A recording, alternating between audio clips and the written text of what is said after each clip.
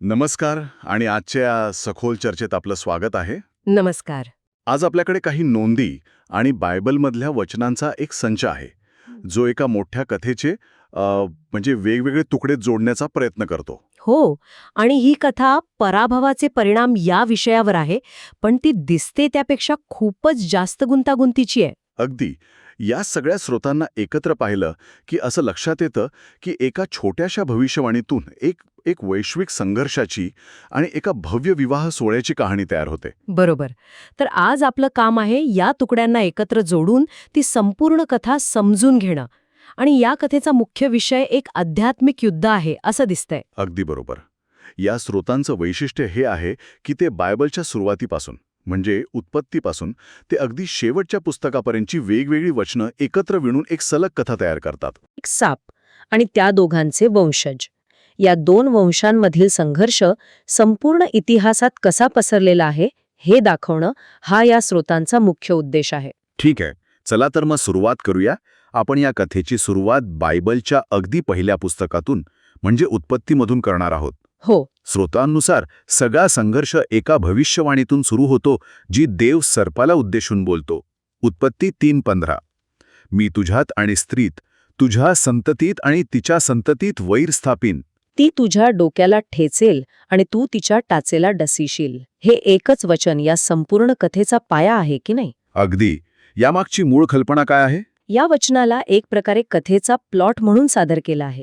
हे वचन दोन स्पष्ट आणि विरोधी गट तयार करतं, स्त्रीची संतती आणि सापाची संतती. आणि त्यांच्यात फक्त वैर नाही तर निकालाची घोषणा पण आहे. निर्णायक आणि अंतिम आहे. आणि दुसऱ्या बाजूला तात्पुरतं नुकसान म्हणजे टाचेला डसणं, वेदनादायी पण प्राणघातक नाही. म्हणजे सुरुवातीलाच संघर्षाचा शेवट कसा होणार हे सूचित केलं आहे. हो. आणि ही संतती म्हणजे कोण हेही स्रोत स्पष्ट करतात, बरोबर? कारण संतती या शब्दाचा अर्थ वंश किंवा अनेक लोक असाही होऊ शकतो. बरोबर. आणि हा एक खूप महत्वाचा मुद्दा आहे. स्रोतांनुसार सापाची संतती ही संकल्पना अनेकवचनी आहे, म्हणजे सैतानाच्या इच्छेप्रमाणे वागणारे लोक. अच्छा. आणि गंमत म्हणजे ही कल्पना फक्त उत्पत्तीपुरती मर्यादित नाही. स्रोत नवीन करारातही याचे धागेदोरे शोधतात. ते सांगतात की येशू आणि योहान बाप्तिस्मा देणारा दोघेही त्यांच्या विरोधकांसाठी थेट सापाची पिल्ले किंवा सैतानाची मुले असे शब्द वापरतात. एक मिनिट, म्हणजे सापाची संतती म्हणजे अनेक लोक, पण मग स्त्रीच्या संततीबद्दल काय? तिथेही अनेक लोक अपेक्षित आहेत का? नाही. आणि इथेच या कथेला एक वेगळं वळण मिळतं. स्रोतांनुसार स्त्रीची संतती या शब्दासाठी मूळ भाषेत एकवचनी रूप वापरले आहे. फक्त एक वचनी? हो. आणि यावर जोर देण्यासाठी गलतीकर 3:16 या वचनाचा संदर्भ दिला जातो. तिथे स्पष्ट म्हटलं आहे की देवाने अब्राहमाला दिलेलं वचन अनेक संततींना उद्देशून नव्हतं, तर एकाच संततीला उद्देशून होतं. आणि ती संतती म्हणजे ख्रिस्त. अगदी. त्यामुळे या स्रोतांनुसार उत्पत्ती 3:15 मधील स्त्रीची संतती म्हणजे चर्च किंवा विश्वासणाऱ्या लोक नाहीत, तर एकच व्यक्ती आहे, येशू ख्रिस्त. ठीक आहे, तर आपल्याकडे दोन वंश आहेत, एका बाजूला ख्रिस्त आणि दुसऱ्या बाजूला सैतानाचे अनुयायी. पण यातली एक गोष्ट अजूनही अस्पष्ट आहे, ही स्त्री नक्की कोण आहे? बरोबर. कारण उत्पत्तीमध्ये तर ती एवा आहे, पण बायबलच्या शेवटच्या पुस्तकात म्हणजे प्रकटीकरणातही एका स्त्रीचा उल्लेख आहे. हो, जी एका मुलाला जन्म देते. स्रोत या दोन स्त्रियांना एका मोठ्या संकल्पनेशी जोडतात आणि ती म्हणजे चर्च. हा दुवा कसा जोडला जातो हे पाहणं महत्वाचं आहे. हो, आणि हा या कथेचा केंद्रबिंदू आहे. या स्रोतांमध्ये स्त्री ही एका व्यक्तीपुरती मर्यादित नाहीये, तर ती एका मोठ्या समूहाचं प्रतीक आहे. तिला वधू असं संबोधलं जातं. वधू? हो. आणि इथे एक समांतर रचना दाखवली आहे. जुन्या करारात इस्रायल राष्ट्राला देवाची वधू मानलं जात होतं. देवाने त्यांच्याशी सिनाई पर्वतावर एक करार केला होता. आणि नवीन करारात ही भूमिका चर्चकडे येते. चर्चला ख्रिस्ताची वधू म्हटलं जातं. ख्रिस्त, ज्याला देवाचा पुत्र मानलं जातं, तो वर आहे आणि चर्च त्याची वधू आहे. म्हणजे इथे एक मोठा बदल दिसतोय. वधूची कल्पना इस्रायलकडून चर्चकडे आली. पण स्रोतांनुसार पहिलं वाङ्निश्चय मोडलं गेलं, मग दुसरा करार का वेगळा आहे? तुम्ही अगदी योग्य मुद्दा पकडला आहे. याचं उत्तर करार या संकल्पनेतच आहे. स्रोत सांगतात की करार करणे म्हणजे वाङ्निश्चय करणे. अच्छा, म्हणजे ही फक्त एक उपमा नाही? नाही. ही एक कायदेशीर आणि बंधनकारक प्रक्रिया आहे. जुन्या करारात देवानी इस्रायलशी करार केला, जणू काही वांगनिश्चय केला. पण यिर्मयाच्या पुस्तकात म्हटलंय की इस्रायलने अविश्वासू राहून तो करार मोडला आणि देवाने तिला घटस्फोटाचं पत्र दिले. तो वांगनिश्चय तुटला. आणि नवीन करार जो ख्रिस्ताने केला तो वेगळा कसा आहे? फरक रक्तामध्ये आहे. इब्री लोकांस पत्रामध्ये स्पष्ट म्हटलं आहे की कोणताही करार रक्ताशिवाय वैध ठरत नाही. पहिला करार प्राण्यांच्या रक्ताने केला होता. जो तात्पुरता होता? हो, आणि अपूर्ण होता. पण नवीन करार स्वतः ख्रिस्ताच्या रक्ताने केलेला आहे. हे रक्त परिपूर्ण आणि अंतिम मानलं जातं. त्यामुळे ख्रिस्त आणि चर्च यांच्यातील हे नवीन वांगनिश्चय कधीही मोडलं जाऊ शकत नाही. ते अविनाशी आहे.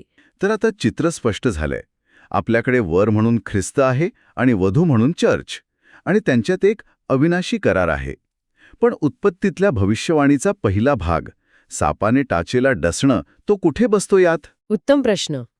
भविष्यवाणीचा तो पहिला भाग, तू तिच्या टाचेला डसेल, याचा अर्थ स्रोत ख्रिस्ताच्या वधस्तंभावरील बलिदानाने लावतात. अच्छा. टाचेला डसणं हे वेदनादायी आहे, पण ते मृत्यूचं कारण ठरत नाही. ख्रिस्ताचा मृत्यू आणि त्यानंतरचं पुनरुत्थान हे याचं प्रतीक आहे. तो सैतानाचा एक तात्पुरता विजय होता, अंतिम नाही. आणि या घटनेनंतरच भविष्यवाणीचा दुसरा आणि महत्वाचा भाग सुरू होतो. अगदी. आणि तो म्हणजे ख्रिस्ताचं सिंहासनावर विराजमान होणं. म्हणजे तो सैतानाच्या थेट हल्ल्याच्या आवाक्याबाहेर जातो. बरोबर. प्रकटीकरणात म्हटलं आहे की तिच्या मुलाला देवाकडे व त्याच्या सिंहासनाकडे उचलून नेण्यात आले. अरे वाह! म्हणजे युद्धाचं स्वरूपच बदललं. सुरुवातीला संघर्ष ख्रिस्त आणि सैतानामध्ये होता, पण ख्रिस्त सिंहासनावर बसल्यावर सैतानाने आपलं लक्ष त्याच्या वधूवर म्हणजे चर्चवर केंद्रित केलं. म्हणजे आता लढाईचं मैदानच बदललं आहे. वर स्थलांतरित होतं. प्रकटीकरण 12 याचंच वर्णन करतं. स्वर्गातून खाली फेकलेला अजगर म्हणजे सैतान रागाने त्या स्त्रीचा छळ करायला लागतो. आता तो थेट चर्चवर हल्ला करतो. कारण तो वरावर हल्ला करू शकत नाही. म्हणून तो वधूवर आपला राग काढतो. पण मग इथे गोंधळात टाकणारी गोष्ट आहे. सुरुवातीला भविष्यवाणी होती की स्त्रीची संतती म्हणजे ख्रिस्त सापाचं डोकं ठेचेल. पण आता मजकुरात म्हटलं आहे आता स्त्री सैतानाला चिरडते. हे कसं शक्य आहे? हा या कथेचा सर्वात रंजक भाग आहे. स्त्री स्वतः थेट सैतानाला चिरडत नाही, तर तिच्या उरलेल्या संततीद्वारे करते. उरलेली संतती. हो. प्रकटीकरण 12:17 मध्ये म्हटलं आहे की अजगर रागाने तिच्या उरलेल्या संततीशी लढायला गेला, जे देवाच्या आज्ञा पाळतात व ज्यांच्याजवळ येशूची साक्षी आहे. अच्छा, म्हणजे ही उरलेली संतती म्हणजे पृथ्वीवरील विश्वासणारे लोक. अगदी. जे युद्ध ख्रिस्ताने सुरू केलं होतं ते आता चर्च पुढे नेताय. पण ते जिंकतात कसं? त्यांच्याकडे कोणती शक्ती आहे? हे जिंकण्याचं शस्त्र खूप वेगळं आहे. हे तलवारीने किंवा ताकदीने लढलेलं युद्ध नाही. स्रोत सांगतात की विजय 2 गोष्टींमधून मिळतो. एक म्हणजे कोकऱ्याच्या रक्ताने आणि दुसरं म्हणजे आपल्या साक्षीच्या शब्दाने. आणि सर्वात महत्वाचं म्हणजे त्यांनी मरणापर्यंत आपल्या जीवाची पर्वा केली नाही. याचा अर्थ असा की शैतानाचा पराभव त्याच्याच हिंसक मार्गाने होत नाही. नाही. विश्वासणारे लोक 2 गोष्टींवर अवलंबून राहतात. पहिलं, ख्रिस्ताने वधस्तंभावर जे काही केलं त्यावर पूर्ण विश्वास. म्हणजे कोकऱ्याचे रक्त. हो. आणि दुसरं, त्या विश्वासाची किंमत मोजायला तयार असणं. अगदी मृत्यू पत्करूनही सत्य सांगत राहणं. त्यांची साक्ष आणि त्यांचं बलिदान हेच सैतानाला चिरडण्याचं साधन बनतं. थोडक्यात ख्रिस्तानी मिळवलेला विजय आता चर्च आपल्या त्यागातून प्रत्यक्षात आणत आहे. अगदी बरोबर. तर या स्रोतांनुसार या सगळ्याचं भविष्यासाठी काय अर्थ आहे? आपण सध्याच्या संघर्षाबद्दल बोललो, पण याचा शेवट कसा होतो? हा वांगनिश्चय विवाहात कधी बदलतो? सध्याची स्थिती ही वर आणि वधू यांच्यातील वांगनिश्चयाची आहे. मजकूर सूचित करतो की अंतिम विवाह तेव्हाच होईल जेव्हा सृष्टीतून पाप आणि सैतानी शक्ती पूर्णपणे नाहीशी होईल. तोपर्यंत देवाच्या सेवकांची म्हणजे चर्चच्या नेत्यांची भूमिका ही वधूला म्हणजे चर्चला त्या अंतिम दिवसासाठी तयार करण्याची आहे. जसं एखाद्या विश्वासू कारभाराने करावं तसं. हो.